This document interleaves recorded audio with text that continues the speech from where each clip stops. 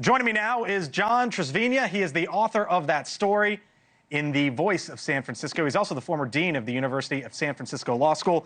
With us now here on the Hill. John, thanks for being with us. You're the one that kind of blew this all wide open, this grading for equity. It was discussed last night at the school board meeting there, essentially there in San Francisco. And just like that, it's done.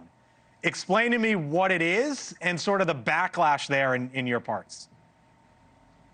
Sure, it's good to be with you this afternoon. And while the article in the Chronicle said it's killed, our superintendent said it's on pause. And I'm glad the superintendent has put it on pause.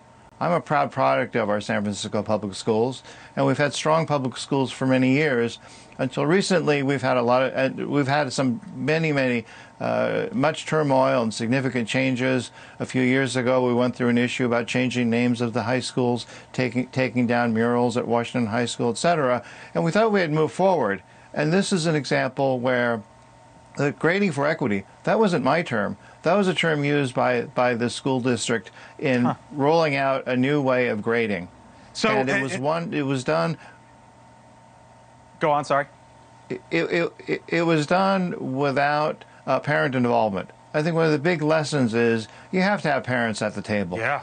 I was a leader of a national civil rights organization a few years ago. We had a parent-school partnership program for Latino parents in Los Angeles. That is the way to go, to bring parents into the system so that they are engaged. That didn't happen in this case. It was a fundamental failure of communication by the district in rolling out a program called Grading for Equity, but it really wasn't.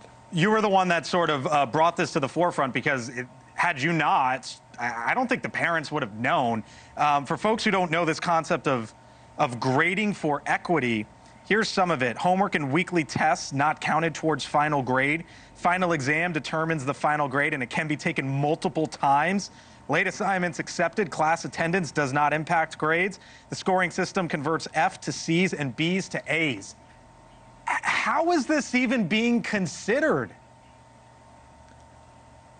It was in a 25-page school board agenda, 3 words, grading for equity.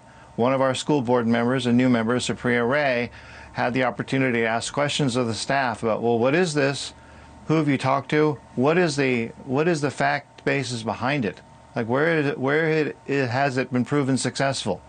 The answers coming from the staff were that it was designed by a consultant, and in one place up north, Placer County, they touted the fact that kids who are more privileged were getting fewer A's under grading for equity.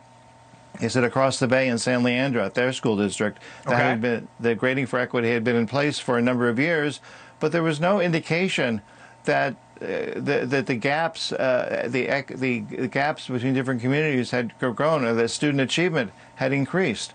So there's really no support for it, and that is why when it came out to the public, there was overwhelming opposition. This is something that, as you noted, united left, center, and right. All against this, from Congressman Ro Khanna. Yeah, Ro Khanna and the mayor out there. I went for a search and I couldn't find it. Maybe you can tell me if the Governor Gavin Newsom has ever commented on this. I couldn't find it. Do we have any idea of where he stands on this issue as he sort of starts to build out his potential next chapter and his aspirations?